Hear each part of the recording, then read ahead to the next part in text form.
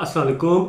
Silver gold price regaining, आपको पता होना चाहिए पिछले जुमे वाले दिन गोल्ड की जो प्राइसेस अचानक क्रैश कर गई थी और पाकिस्तान के अंदर जो गोल्ड 5,80,000 रुपये का तोला मिल रहा था, अगले ही दिन उसकी प्राइस इतनी नीचे आ गई 4,80,000 को टच कर गई, यानी 1,00,000 रुपया तोले के पीछे प्राइस नीचे आ गई थी। लेकिन पाकिस्तान के अंदर आपको पता होगा 2 या 3 दिन लगाते हैं आहिस्ता आहिस्ता प्राइस को नीचे लेके आने में। और अब एक फियर सा क्रिएट हो गया है मार्केट के अंदर। लोग समझ रहे हैं कि प्राइसेस बहुत ही ज़्यादा नीचे चली जाएंगी, जैसा कि 1980 में प्राइसेस नीचे गिरी थी, 2011 में प्राइसेस नीचे गिरी थी, 2015 में प्राइसेस नीचे गिरी थी, इवन 2020 में, फिर 2025 के अंदर ये 5-6 दफ़ा गोल्ड की जो प्राइसेस है ना वो नीचे गिरी हैं। लेकिन गोल्ड जो है ना आम तौर पे लेस वोलेटाइल है एज कंपेयर टू चांदी।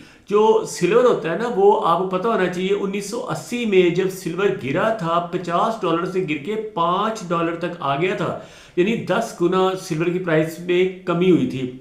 इस तरह और भी कई मेटल्स हैं जिनकी प्राइसेस में कमी हुई है। और आपको ये भी पता होना चाहिए BTC जिसे बिटकॉइन कहते हैं, $1,20,000 का एक बिटकॉइन था जो कि परसों वाले दिन यानी थर्सडे वाले दिन $60,000 का एक बिटकॉइन हो गया था। यानी तमाम डॉलर के अगेंस्ट जितनी भी चीज़ें थी, चाहे वो क्रिप्टो करेंसीज थी, चाहे वो गोल्ड था, चाहे वो सिल्वर था, चाहे वो प्लैटिनम था, चाहे वो किसी भी किस्म की मेटल थी, कॉपर था, सारी की सारी जो थी ना उनकी प्राइसेस नीचे आ गई थी। अब रीगेनिंग हो रही है, रीबाउंड हो रही है मार्केट दोबारा से। फोमो के अंदर लोगों ने, फियर ऑफ मिसिंग आउट के अंदर लोगों ने बहुत ज़्यादा बाइंग कर ली थी।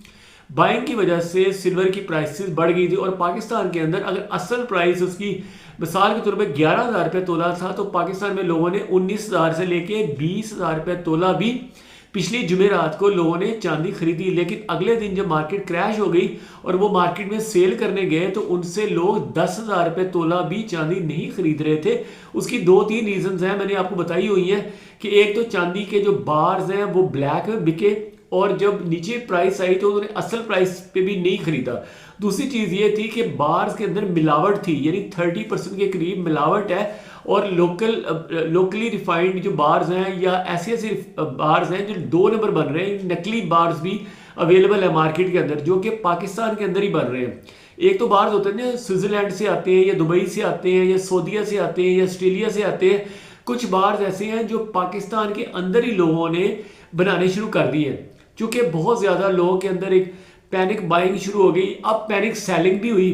पैनिक बाइंग भी लोगों ने की, पैनिक सेलिंग भी की। पैनिक बाइंग का मतलब है कि फोमो में, फियर ऑफ मिसिंग आउट में किया और पैनिक सेलिंग में आके सस्ते में बेच दिया।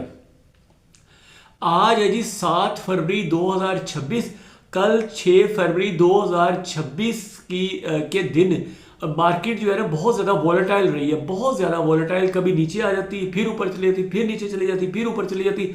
तो कल जो लोएस्ट लगाया था ना गोल्ड ने वो 4654 लगाया था और हाई जो लगाया था वो लगाया था 4972।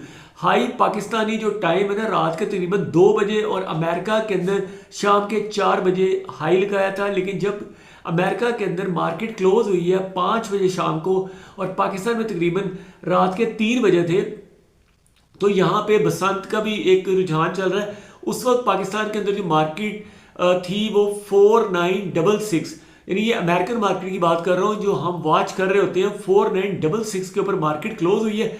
इसको जब आप डिवाइड करेंगे 2.666 से और मल्टीप्लाई करेंगे 282 से जो कि डॉलर का रेट है, तो जो रेट निकलता है वो 5,25,000 रुपये का एक तोला निकलता है। लेकिन मार्केट में इस वक्त रेट जो चल रहा है 5,21,000 से लेके 5,29,000 रुपये का तोला सोना चल रहा है 24 कैरेट में। अगर आप 22 कैरेट का कैलकुलेट करते हैं तो 22 कैरेट का मतलब होता है 91.6% प्योर, 21 कैरेट का मतलब होता है 87.5% प्योर और 75% का मतलब होता है 18 कैरेट, यानी 18 carat is equal to 75% pure. तो ये कैलकुलेशन है आपने करनी है। फर्ज किया 5,25,000 रुपया रेट निकलता है 24 कैरेट का, उसको मल्टीप्लाई करेंगे 91.6 से, डिवाइड करेंगे 100 से, तो ये आ जाएगा 22 कैरेट का रेट। अगर आपने 21 कैरेट का निकालना है तो उसको ज़रब देंगे 8.5 से और डिवाइड करेंगे 100 से, इस तरीके से 87.5 से, सॉरी। तो ये आएगा।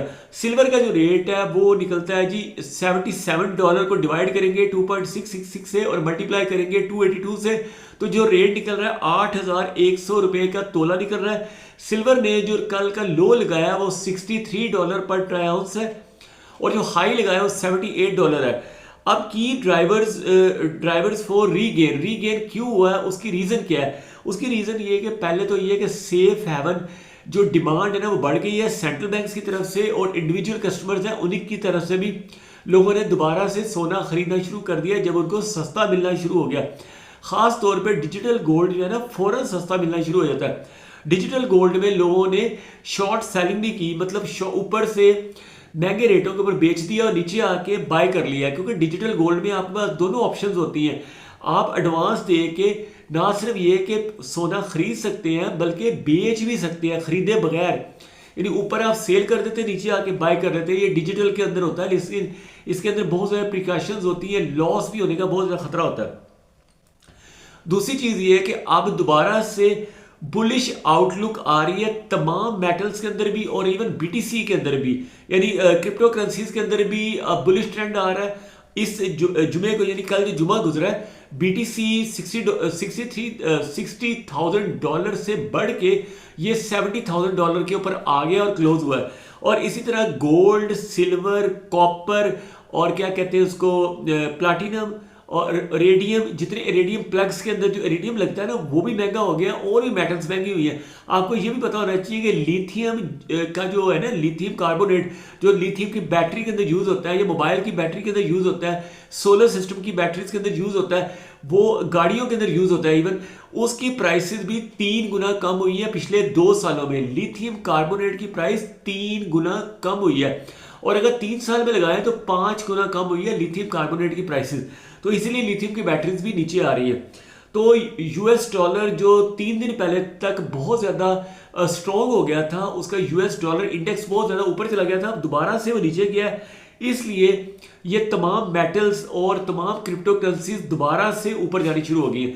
कोई भी क्वेश्चन पूछना है, you can ask me under comment section. Thank you watching this video. अल्लाह हाफिज़।